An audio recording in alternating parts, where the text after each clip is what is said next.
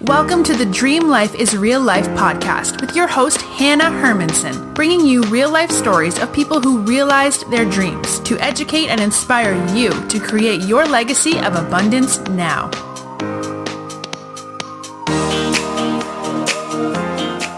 Welcome back, dreamers. This is Hanna, and today I am with JusTme, or TJ Scott. He is a mindful hip-hop artist and mindfulness instructor who's been working with the youth in schools nationwide, bringing self-love and care concepts and practices into their lives in early development.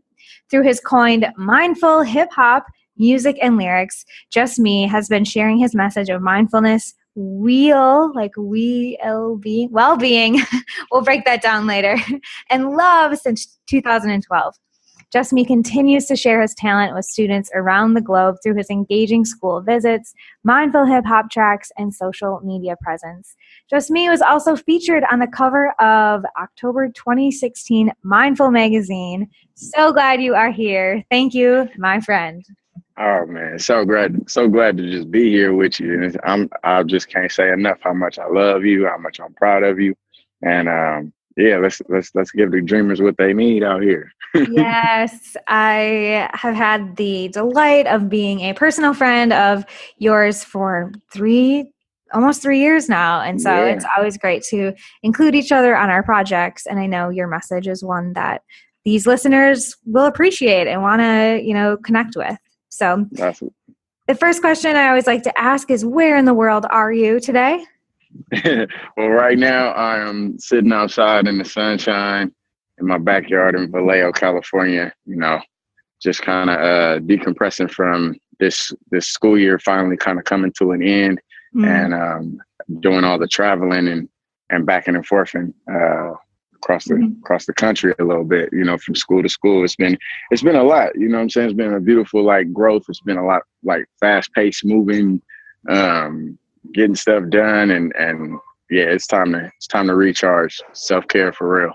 Yeah. I like asking that question because it's so amazing how people can be on a mission and all over the world doing their work or being the digital nomad. And I honestly don't always know where you are because you do, make it to so many schools. So let's dive into your story a little bit today. And, for the past, many years, since 2012, you've been working in school, sharing your mindful hip-hop music and lyrics, but this hasn't always been how you spend your days. So share with us your story and how you got to be JusTme. Well, honestly, music has always been a big, big, big deal in my life. Like my mom, for as long as I can remember, has always been singing. She used to tour and sing a lot, across the world, all over the place, with various big name artists and stuff. And so music has always been a big integral part of my life. But I got interested in music for myself at the age of 12, starting to write my own lyrics. I learned that summer, right before I went to 7th grade, how to write songs. And it's just it's been a nonstop thing. But specifically, looking forward into my adult life, how JusTme came to be, I was working job after job after job after job. There was even a point where I had 4 jobs for a few months and then 3 jobs for a sustained amount of time. And I wasn't producing the results, in life that I wanted. I was noticing that my eating patterns, my health patterns, the way that I just felt about myself and life, period, was really on a rapid decline. And it wasn't until the age of 29, I'm 34 now, 29, where I kind of felt like I hit a very low point, and I had a really swift mind shift that took place. I was driving back from Texas for about 2 days. I had a 2-day drive back from Texas after a kind of botched relationship and a lot of health issues that were going on with myself, and then health issues that were going on with various other folks in my family. So that was causing mental and emotional strain on me. It was just I got in that car and I was driving back from Texas, and it was just I got to get back to serving, because I almost gave up on my dreams of having music be my main source of income, my main source of just sharing with the world. my main source of just like creative expression and like showing people who I am, and offering, you know, from my heart in that way. I almost gave that up to join the Navy and become a truck driver, which is, you know, it's not a bad existence by any means, but it just, I knew deep down in my soul that wasn't the one for me. But because of like my circumstances, I was thinking like, man, I don't really know what else to do. Mm-hmm. But luckily on that drive back, I had that mind shift, and because of the mind shift, and I got to get back to serving, and serving the best way that I know how to serve, not how somebody else serves, but how I know how to serve. The doors just started opening because my mind was on that. Like, for example, came back and had to live not by myself, but with my mom. 29 years old. That's not a good look, trying to bring young ladies around and whatnot. It's just not looking cool. But I got a job down the street at this YMCA from where my mom stayed at the time. And that job turned into me meeting the founder of Mindful Life Project, J.G. Larchett, out in Richmond, California. I met him at a training for the YMCA. And he introduced me to mindfulness. Then I got, you know, trained through mindful schools and started meeting a lot of mindful folks. I started to basically go in and out of schools. Like at first it was just an after school program, kind of like almost like a probationary period for me, because I don't have no experience at the time. I didn't have any experience in like working with kids, or I don't have a degree in teaching or any kind of like instructional types of, you know, modalities. So basically I was like, somebody saw me for who I was. They gave me a shot, and I just showed up with the mindset of like, I want to be in service. And each time it just kind of kept being that pattern. Like I would just be invited places, and then I would just show up and do what it is that I do. And it has literally grown, you know, into Just Mindfulness being my company. I'm working on curriculum. I've been collaborating with various like organizations, just to bring mindfulness into schools and help educators and students, you know, see things from another perspective and see themselves from another perspective, one with self-love and self-care in place. And it's just been a beautiful journey to be able to be at this junction in the road and still learning so much, and honestly still not even where I see things, you know, going or being, because I still have to deal with, you know, my life and my, you know, ups and downs from day to day time, you know. So it's just, I say all that to say, like, when you set your mind to doing something, when you really just set your mind to doing it and you get tired of being tired, like you really just step forward and the door, you don't have to really do a whole lot of efforting when your mind is on the right things. You know what I'm saying? The doors will start to open up for you. Like you definitely have to put mass effort in. Don't get it twisted. Like you got to put the time in, you got to put the work in. Otherwise you're not going to see the results. But at the same time, it's just like when your mind is made up, you're already in that mode of like making it happen for yourself. And so like you seek one thing and like three things pop up for you. You look at all three of those things and three more stem off of all three of those things. And it just kind of exponentially grows for you when your mind is in the right spot. Yeah, I talk a lot about being on a foggy path. And like you said, like I'm not exactly where I want to be yet, but I know that this is in alignment with my purpose. And you have to make a decision, though, to step onto that foggy path from the, you know, traditional, like for you, okay, going to the Navy, getting a job, like that's one option I see and that could work for me. But like this other foggy thing is what I need to lean into. Right. So take us back to that drive in Texas and tell us a little bit more about what happened in your mindset and what was that moment that you decided that your dream life needed to be your real life? Honestly, it was like during that drive, because like I said, I've been writing songs. I made up my mind at 16 that I wanted to like have music be my career, like some form, fashion. I was looking at it like more so like being on mainstream hype. Like I was heavily influenced by like Kanye West, Jay-Z, Lil Wayne, Drake, all of those folks at the time were like really, Right? Some familiar names, maybe, you know. So it's just like watching them and seeing how they like persevered, you know, throughout their career really inspired me to want to do the same thing. And knowing that, you know, my brand of music has never been like heavily street influence, in the sense that I'm like talking about, you know, choice topics that have to do with street life.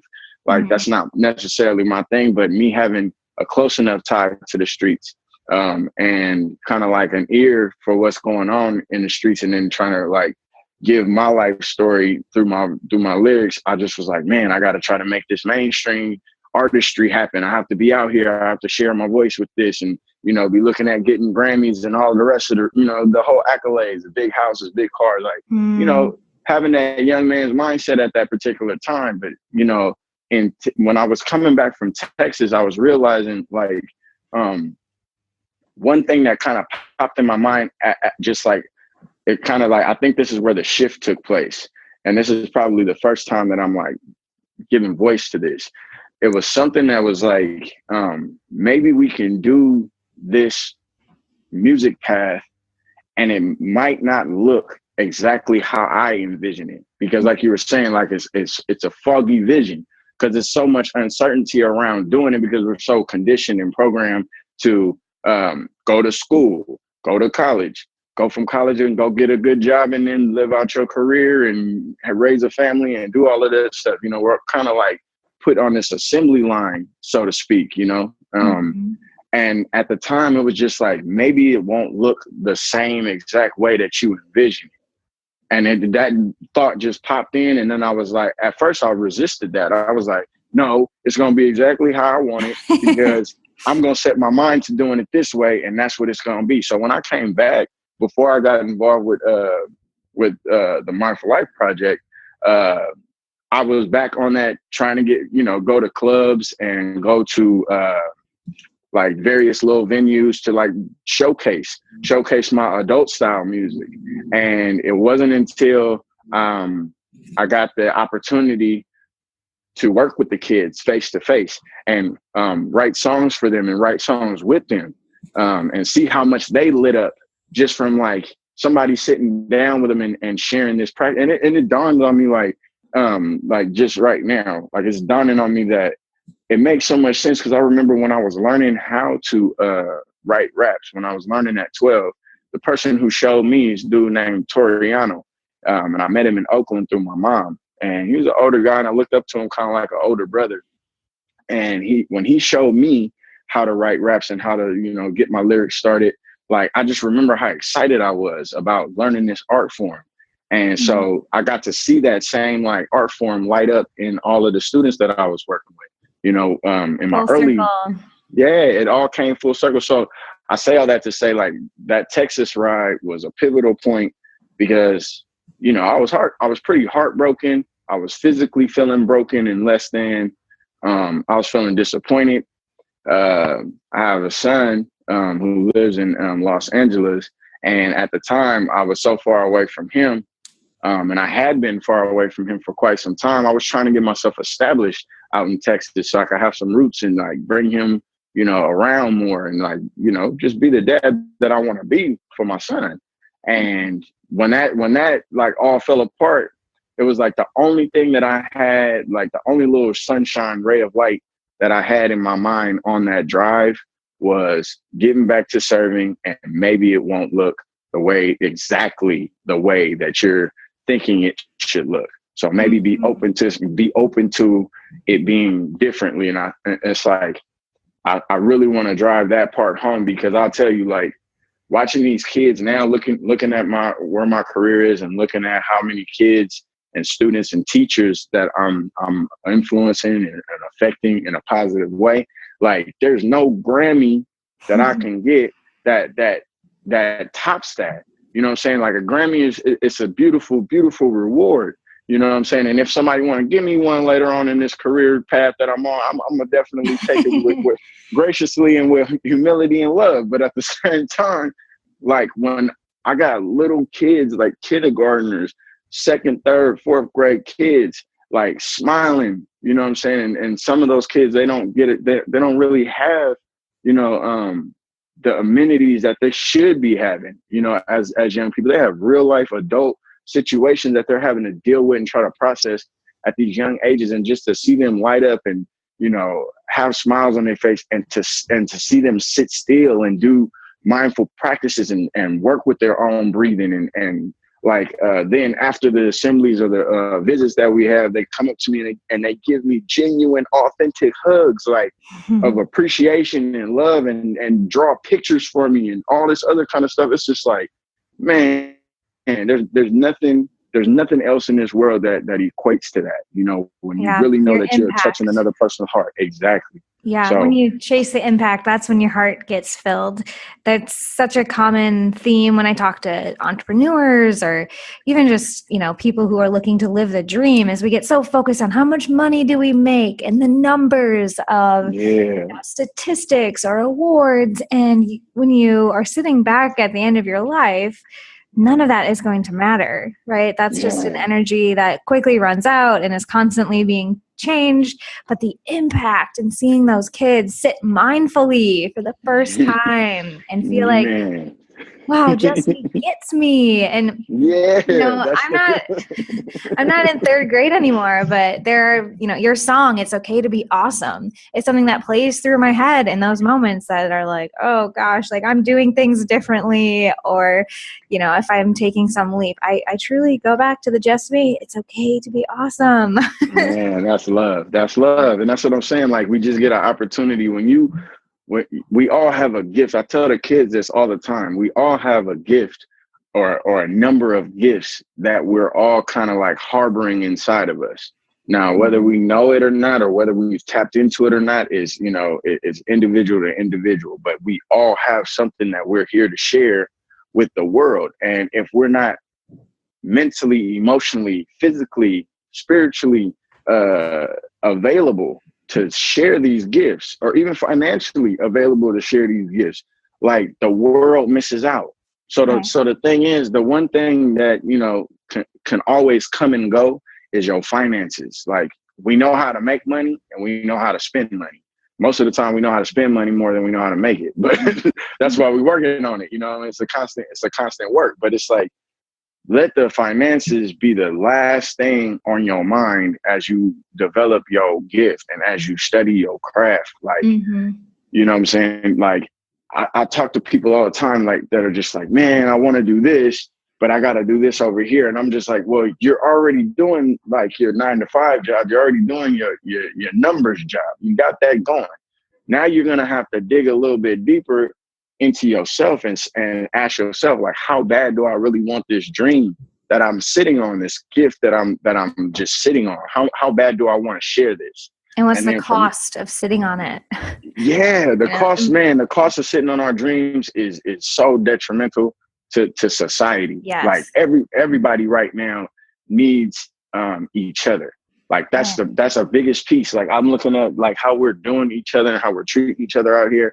Like, and navigating, like, politics, navigating like tragedies that have been happening in our society, all this kind of stuff. Like, the key thing that's missing is human to human connection. Like, it's cool to be on Facebook, cool to be on Instagram, Snapchat, all that. But if you're not having authentic human to human connection, you know what I'm saying, with people that are out here in this life, like, going through things, and then, vulnerably opening up to like share these things. If we're not connecting in those types of ways, that's when we don't see the importance of life. We don't see the importance of one another. So it's like, you sharing your dream is detrimental to the well-being, not only of yourself, but the well-being of each and every one of us here in this world and here in this society, especially. You know what I'm saying? You got to put your feelers out there and affect people as much as possible. Yeah, something that's been so fun for me to learn is that the more people you help, the more you get what you want. Exactly. And growing up, it was that path of do the right thing, do good in school for yourself, compete in sports, be the top of your, like, this individual focus. And then when I went into business, it was like, all right, I got to have my goals. Okay, this is my, and then when I realized it actually doesn't matter what my goals are if I'm only focusing on myself, because I mean, to build a business, you have to have other people. You have to have clients. You have to have a team. And like, we don't do anything alone. And so I love just realizing that the world is only going to give me what I want when I give what other people need. Exactly. And I mean, like, honestly, like I've been running this organization for 3 years. And I've yet to like solidify all of the business pieces because I don't have a business background. You know what I'm saying? But I'm learning more and more that relationships are a business. Mm-hmm. You know what I mean? Like they really are a business. It's a goods and service exchange for, you know what I'm saying, for energy. And the energy that we're talking about is not necessarily money all the time. It's your time. It's your presence. It's your ideas, your focus, your attention. Like that's an exchange that's taking place. You know what I'm saying? So anytime you got exchange going on, that's business, you know, Yeah. and I'm learning that more and more, you know what I'm saying, as I go. And that's another piece. Like, don't be afraid to learn as you go, because I swear I do not have all of this stuff figured out. I have barely enough to just continue to keep like getting by. But like the more and more you learn, you know, the more and more like the business stuff just kind of settles in, and it's kind of like, it was intimidating for me. It kind of stopped me and stifled me and had me very fearful, not just of my success, you know, my potential success, but of like making a mistake. And then, you know, people seeing me in a different light, and they're like, oh, well, maybe he's not as legit or not as good of a person or as he's putting himself out there to be. So you're always going to have those little like insecurity kind of moments, because, you know, for lack of knowledge, you know, you put yourself in a position where you feel fearful or insecure. So it's just like, feed your brain as much as you can. Like, that is my ultimate goal for this summer, is just to like feed my brain as much mindfulness, as much business, as much like human to human relationship as I possibly can. You know what I'm saying? Yeah. So I would encourage y'all to do that too. So Just, I'm picking up on a theme here between, you know, being willing to change your direction, or, you know, let go of the idea that your music had to fit a certain style or look a certain way. And then with building your business, being, you know, on another foggy path, like, okay, I'm not exactly sure how you do this whole business game, but I'm on this path because I know it's impacting kids. I know educators need this. And it seems to me that you have mastered, whether you recognize this or not, the philosophy of being committed yet unattached. Man, I never even looked at it like that. Like, that's dang. And I That's think, amazing. you know, as I think more about successful folks, it's not something that everyone does consciously, but people that are committed to, I'm going to make a difference. I'm going to make my dream life my real life. I don't know what it's going to look like. That's the unattached piece. But like, just having that deep understanding that, like, how dare I not, you know, how dare I sit on this dream? How dare I not like pursue my dream and stay committed, and allowing the how and the, you know, exact package or job title or even like the location you're going to be doing this in just present itself. Because just like when you made that decision in the car in Texas, the next people presented themselves, and then you got into the YMCA. And I hear these stories over and over. When you are committed and unattached, it shows up. It sure does. Like, honestly, and even like just taking it a step further than just the commitment, like you have to be vulnerable. You really have, like, you cannot shy away from vulnerability. Like, a lot of people sit on their gifts because they worrying about what somebody else thinks. Like, I'm gonna be honest with y'all right now. Like, just the past, like literally like the past 2 weeks for me have been kind of challenging, because I feel this with more responsibility, or with more power comes great responsibility. You know what I'm saying? Great power becomes, you know, the what Peter Parker's uncle said to him before he became Spider-Man. All right, with great power comes great responsibility. Yes. And knowing how like sensitive this, I'm dealing with other people's children. You know what I'm saying? Like, that's their pride and joy. I'm also dealing with educators, people that are teaching other people's children. You know what I'm saying? So it's like, that's a heavy load sometimes for me to like fathom. But like you can't, like I'm noticing more and more, and I want to tell y'all from the bottom of my heart, like you cannot focus on that. Like that can't be your focus. Like the things that might trip you up, or the things that you're leery about. You can't let those things like stop you. It has to be a situation where you like, you know what, I'm gonna go out here courageously, meaning that fear is present, but I'm gonna still do it anyway.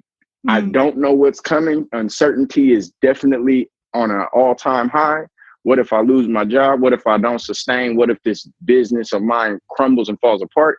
It's like all those things are running through my mind. But then on the flip side, the loudest voice is saying, well, you know, what if it goes amazingly? What if it impacts, you know, children for generations to come? What if you set a new standard, you know, of, you know, self-love and care being a commonsensical thing amongst human beings again? You know what I'm saying? Like, those are the things that you have to like keep your mind and your focus on, you know, when you're like, when the self-doubt or the resources run dry, or any of those, you know, those monsters rear their ugly heads. You have to just continue to say, you know what, I'm going to vulnerably step out here.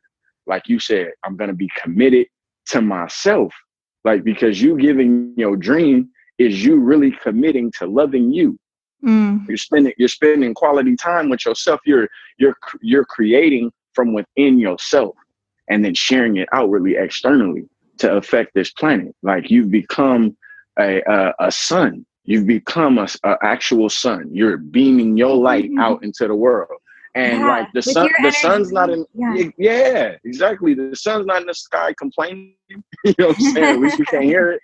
So it's just like, hey, they have cloudy days, they have rainy days, they have storms. And I think that whole, you know, there is a huge fear of failure and a fear of success. Yet if you decide that I'm going to put myself out there just to learn, because whether you succeed or whether you fail, all of that is learning.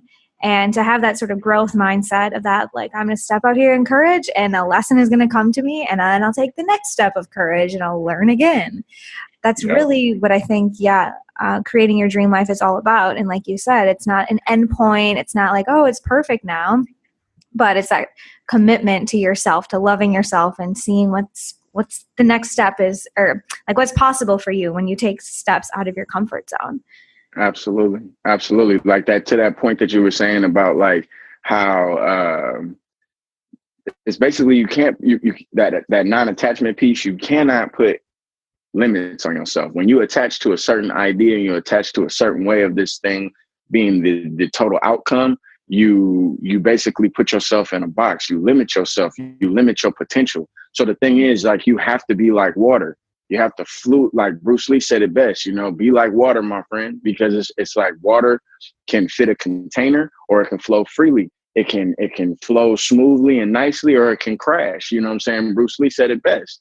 And that's really how we have to be, you know, willing to adapt if we really want to obtain our dream life and get out of the mode of being one of the ones that just complain about stuff not being on point for them. And, you know, continuously having like pity parties amongst friends and family members. It's like, gotta let that stuff go. Oh, and another big thing. You like, this is probably the biggest thing. Like, your loved ones, like, if they're talking, you know, down or doubting, or even just like showing some concern about what it is that you're planning on doing, like, you have to love them. And sometimes you're gonna have to love them from a distance. You can't let them stop you from putting your whole heart into what it is that you are wanting to achieve, because ultimately you came into this world naked and by yourself. That's how you gonna leave, unless you was a twin. And you still, even if you was a twin, you still came out by yourself. You know what I'm saying? Yeah. So the thing is like, don't let your loved ones stifle you from being, you know, or guilt trip you or any of that. Don't let your loved ones influence you against yourself. Yeah. You know what I'm saying? Don't do it. And this is why you've taught me a lot about this, and changing the story around naysayers has been so powerful for me. I know you've seen a lot of this journey of like, thinking they don't get me or they're not supportive, or it has to be such a struggle to defend myself because I'm, moving and changing jobs and, trying all these things. And when I realized that their concerns, their quote unquote naysaying, was really because they wanted the best for me. And we have extremely different worldviews. And so to be like, okay, I see you love me. You want me to be safe. You want me to be taken care of. And to me, being safe and taken care of is really uncomfortable and scary. And so the more that I've committed to just being like, I see that you love me. I also love me. And I'm going to try it this way without that sort of grudge or tension, has allowed me to expedite my growth, because I've let go of that weight, that negativity that you just alluded to. Yeah. That's it. Oh, we could go on and on, just dropping wisdom bombs over here. I love it. Straight up, yes. Let's get to the pop quiz here. The last 3 questions I have for you. Okay. And I will be grading you. No, I'm just kidding. Okay, for sure. You'll do well. Pop quiz question number 1 is, what is one thing that you would encourage dreamers, listeners, people who are, feeling that nudge to take a courageous step?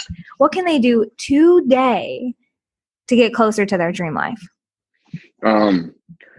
Today, what you could do is, I've adopted this bit of information kind of came to me, and I've adopted it kind of like a mantra. Just look at it like this: from a yogic standpoint, from being into yoga, being a yogi, the last posture on your mat tends to be Shavasana, right? And Shavasana is corpse pose. So, it's supposed to symbolize a little bit of death, right? So the thing is this: I look at it like this: when we get in the bed to go to bed at night, like that is a Shavasana. That's a death. You're putting the day to bed, you know what I'm saying? And you're taking a break from the night, and you're, in hopes that you'll wake up in the morning and pursue life. So basically, at the end of the day, tomorrow does not exist. There is no such thing as tomorrow, because by the time tomorrow gets to you, it's today. So the thing is like, don't put your hopes and your dreams into tomorrow. I'll get to it tomorrow. Like, whatever it is that you want to do, and whatever it is that you take a step towards doing that today, and look at it like there is no tomorrow. And I'm gonna basically take a little death later on this evening. What things would I want to do in preparation for that little death? What things do I want to have done in my day? How do I want to have seized my day, before I die? Before I die for the day. Like, what do I want to be able to say that I did in my life in the day that I was given? So it's just like, take a step towards it. Just take, even if it's a small step. Say one of your goals is to be a fitness coach, but your fitness is not on point. Make sure that you do, a set of push-ups or a set of sit-ups, or go for a nice long walk someplace. Maybe put that on film and encourage people. Hey, I'm out here walking. You know what I'm saying? We're getting this day 1, we're getting started, but it's just like, get started. That's the main thing I want people to take away. Get it started. Get it started, and in alignment with your legacy and those things that you want to be remembered for, not the stuff that, what do I want to make sure gets done so my household is running properly in the morning. Exactly. What is one thing, whether it's reaching out to someone or recording that walking video? I think that's totally doable. I love it. I'm going to take a little tangent, because you're going to appreciate this story about there is no tomorrow. Which, sometimes people can be like, oh, you're so morbid, Hanna. But I agree that, like, this could be your last day. We really don't know the longevity that we have. And so making the most of every day is very important to me. And Mac, my partner, we were just in Virginia. And I'm sure that they have these everywhere. But there was this bar that we went to in Virginia, and it had a big sign outside that said free beer tomorrow.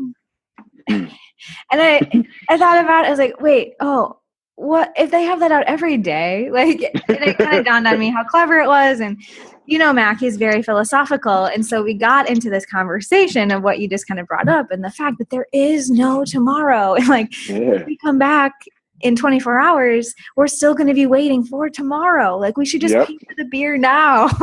That's it. But I think, it sounds silly, but we did get into this, higher level of like, we need to be paying for the things and doing the things right now. Yeah. Otherwise, we'll just be waiting and we'll never get free beer. Or I love that. Cool. Good stuff. So do one thing today or buy the beer, whatever fits your legacy.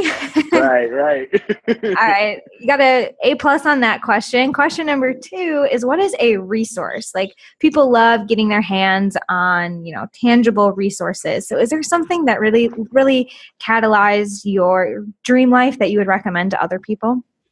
I would say one resource has honestly been, for sure, been the development of my mindful practice. Mm-hmm. Like spending some sit down, quiet, quality time with myself at certain points of the day has been like life changing. So if you don't have like a mindfulness or a meditation practice, and you find it kind of difficult to do it on your own, apps like Headspace, Calm, those are all, very good resources. YouTube has a plethora of like, guided meditations and just sound healing type meditations that you can sit with. I would encourage y'all to do that. And for something like tangible, I'm really enjoying this book that I'm reading right now called Inner Engineering by Sadhguru. It's Inner Engineering, a Yogi's Guide to Joy. Sadhguru, Sadhguru. So that's a really cool resource. It's just a really like cool, insightful resource that's right there at your fingertips. So definitely a meditation practice of some sort, and fill your brain with as many things that are going to keep you on a positive level and on an encouraged level. I think that's a better word than positive level, because sometimes like think positively gets kind of convoluted and it starts to lose its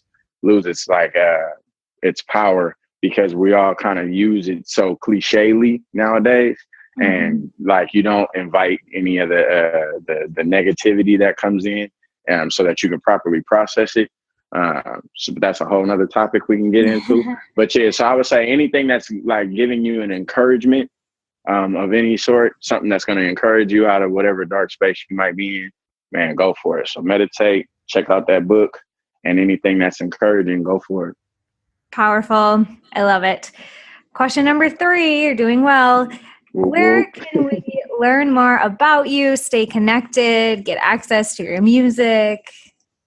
All that good stuff. I got you. So my tagline is Just Mindfulness, JUS TMINDFULNESS. Also typing me in on Google, JUS TME, or the Just Mindfulness. You can find all my resources. Check out justmindfulness.com. Check out Just Mindfulness on YouTube. I'm going to be pushing for, my goal is by the end of this summer to be up on Spotify, iTunes, and all that good stuff. Have some projects and stuff available on my website for purchase. I got an endless social media outlets too. You got Instagram, just mindfulness, Snapchat, just mindfulness, all of that good stuff. So just man, you are showing up every website. You dig? Like, yeah, that's a little teaser, a very bad cover of one of my favorite Just Mindfulness songs. I'm showing up on social media. Could be a little read. All right, go check it out, you guys. It is catchy. Man. It is encouraging, and it is great music. So any final parting words of wisdom? I know you've got a lot, but is there something coming to you that you think listeners might need to hear today? Yeah, just don't give up. Don't give up on yourself. I know that sounds kind of cliche, but literally, like, do not give up on yourself. Like, it's those hard days where you're like, what am I doing? Like, is this really what I want to be doing? Is this really what it is that I'm supposed to be doing? Like, like just go for it. You know what I'm saying? Like if this is your dream thing that you're a part of, like stick with it and go for it with everything and every fiber that you have in your being. You know what I'm saying? And just know that you're not by yourself. You ain't the first person to want to do something, you know, huge in life, and you won't be the last. So just know you're not alone, and whatever it is that you want to achieve, go get it. Like go make it happen. Figure out how to make it happen, and it will happen for sure. I feel that. Thank you, brother. This has been amazing. So appreciate your time. And again, we will be sharing all of those links on the podcast website. So if you are out and about listening to this, just hop on over to the dreamlifeisreallife.com/podcast, and you can find JusTme's episode and all of the links and resources he shared. So we will hug soon, my friend, and I'll see you all next week. You know it. Peace, itty bop bop. Wait.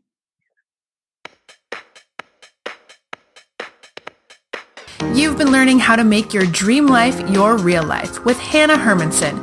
To get the resources mentioned on today's show and to listen to past episodes, visit www.dreamlifeisreallife.com.